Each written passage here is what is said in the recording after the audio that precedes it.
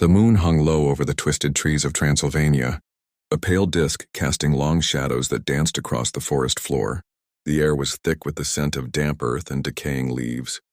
I pulled my jacket tighter around me, glancing at Maria as she adjusted the straps of her backpack, her blonde hair shimmering like a beacon against the encroaching darkness. "Are you sure we're going the right way?"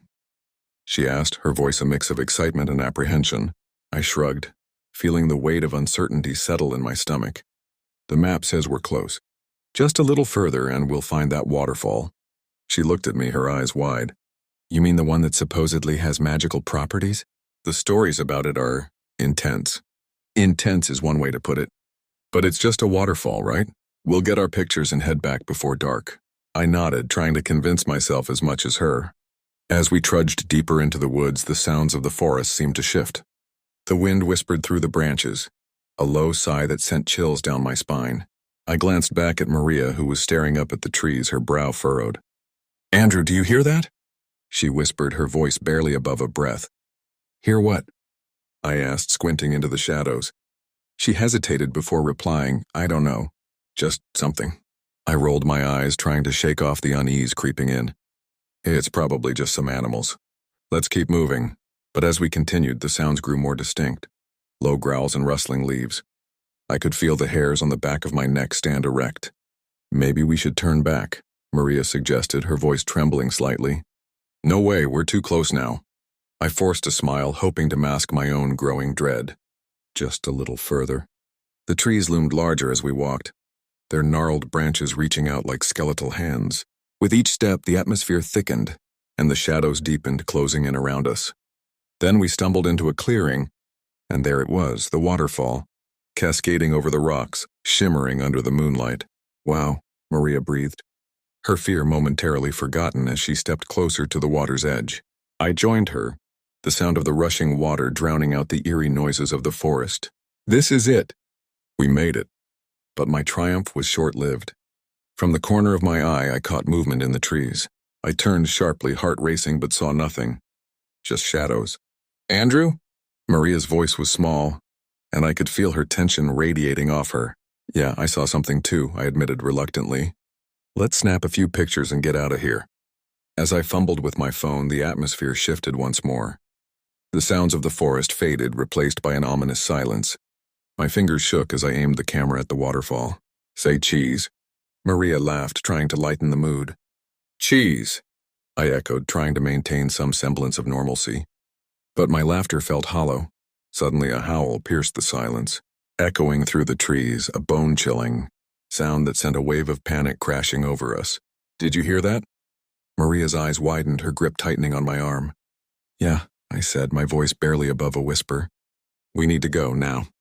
We turned to leave, but before we could take a step, shadows darted between the trees, fast and silent. My heart raced as I glanced back. "Andrew!" Maria screamed, her voice high and terrified. A figure emerged from the shadows, tall and imposing, eyes glowing like embers. My breath caught in my throat as I realized what it was. A werewolf. Its fur glistening under the moonlight, muscles rippling as it stalked toward us. "Run!" I shouted, grabbing Maria's hand and pulling her with me. We tore through the underbrush, branches scratching at our skin, the undergrowth snapping beneath our feet. I could hear the creature's growls behind us, the sound rumbling like thunder. "Faster!" Maria cried, her breath coming in sharp gasps. We burst into a narrow path, the trees closing in around us like a cage. I could feel the creature gaining on us, its hot breath sending chills down my spine. "Where do we go?" Maria shouted, panic lacing her words. "I don't know. Just keep running," I yelled back, adrenaline coursing through my veins. The path twisted and turned, and I felt disoriented, the shadows warping around us. I needed to find a way out, but every direction felt like a trap. Then, without warning, Maria stumbled, falling to her knees. "Go!" she screamed, her face pale with fear. "I'll be fine." "No way." I grabbed her hand, pulling her to her feet. But the werewolf was closer now, its growls echoing in my ears, a primal sound that threatened to drown out everything else. "Andrew, please," she begged, her eyes wide with terror. "We can't fight it." I glanced back, the creature emerging from the shadows, its teeth gleaming. "We have to—" A loud crack echoed through the air, and I saw a figure leap from the trees. tackling the werewolf to the ground. "Run!" shouted a stranger, their voice fierce and commanding. I hesitated, but Maria yanked my arm, pulling me forward. "Go, go!" We sprinted past the fight, the sounds of snarls and growls fading behind us. I didn't look back. I couldn't. We burst through the trees into another clearing, panting and gasping for breath. The moonlight bathed the area in an eerie glow, illuminating a small cabin nestled among the trees. "Is that the house?" Maria asked, her eyes wide. "Looks like it," I replied, glancing behind us. The sounds of the fight faded, but the tension still filled the air. "We should check it out." We approached cautiously, the wooden door creaking ominously as I pushed it open. Inside, the cabin was dark, the only light coming from the moon filtering through grimy windows. Dust motes danced in the air, and the scent of old wood filled my nostrils. "Hello?" I called, my voice echoing in the silence. No response. "Maybe we should just leave," Maria suggested, looking nervously over her shoulder. "Wait." I stepped further into the cabin, scanning the room. There were old maps pinned to the walls and dusty furniture cluttering the corners. "This place might have something we can use." "Use for what?" she whispered, her voice shaking.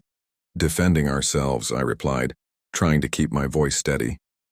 I rifled through the drawers, pulling out an old hunting knife and a tattered flashlight. "Here, take this." I handed her the knife, its blade glinting in the dim light. "Andrew, this is crazy. What if they find us here? We can't just sit around and wait for them to come," I said, my frustration bubbling over. "We need to do something." Just then, a loud crash echoed outside, followed by a series of growls. My heart raced as I looked at Maria, who was clutching the knife like a lifeline. "Hide," I whispered urgently, pushing her behind a dilapidated couch. I peeked through the window, my breath hitching in my throat. The werewolf was out there, pacing back and forth, its eyes scanning the area. I could almost feel the weight of its gaze, searching for us. The cabin felt like a tomb, the air thick with dread. "Do you think it knows we're here?" Maria whispered, her voice trembling. I shook my head, trying to stay calm. "It's just hunting. We need to stay quiet." Moments stretched into eternity, the sounds of the forest fading into a tense silence. Then a loud crash jolted me. The door splintered as the werewolf charged in, eyes blazing with hunger. "Run!" I shouted, grabbing Maria's hand again as we dashed toward the back of the cabin. We raced through the narrow hall, the werewolf hot on our heels, growling fiercely. I spotted a window at the end, the moonlight illuminating the escape route. "Jump!" I yelled, pushing Maria ahead of me as I dove through the opening. We landed hard on the forest floor, the earth cool against my skin. I heard the werewolf howl in frustration behind us, and we scrambled to our feet, adrenaline surging. "Where do we go?" Maria panted, glancing back at the cabin. "Into the woods," I urged, leading her deeper into the trees as we ran. Branches whipped against us, and the darkness enveloped us like a shroud. I could hear the werewolf crashing through the underbrush, its growls echoing like thunder. "We can't let it catch us," I shouted, pushing forward. Suddenly, a sharp pain shot through my leg as I stumbled, falling to the ground. I looked down to see blood seeping through my jeans. "Andrew!" Maria cried, her voice filled with panic. "I'm fine," I gritted out, trying to stand. "Just a scratch. We need to keep moving."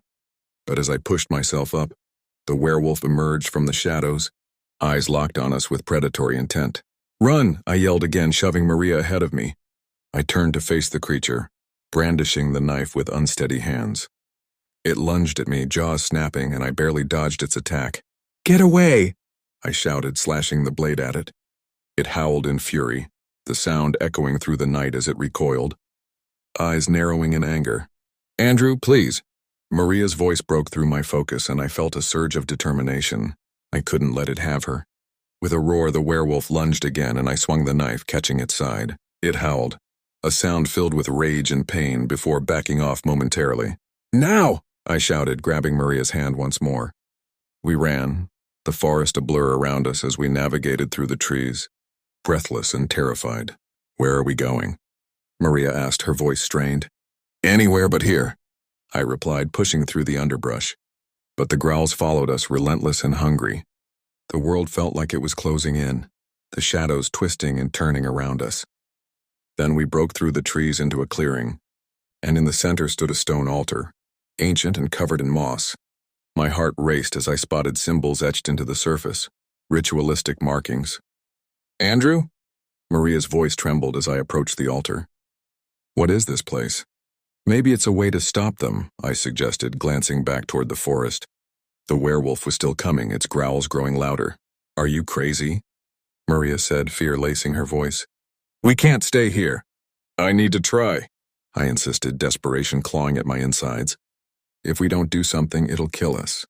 I placed my hands on the altar, feeling the cold stone beneath my fingers. The symbols pulsed with energy, and I could sense a connection, a power that surged through me. Andrew! Maria screamed as the werewolf emerged from the trees, fur bristling, eyes glowing with rage. I closed my eyes, focusing on the energy flowing from the altar, channeling it into the air.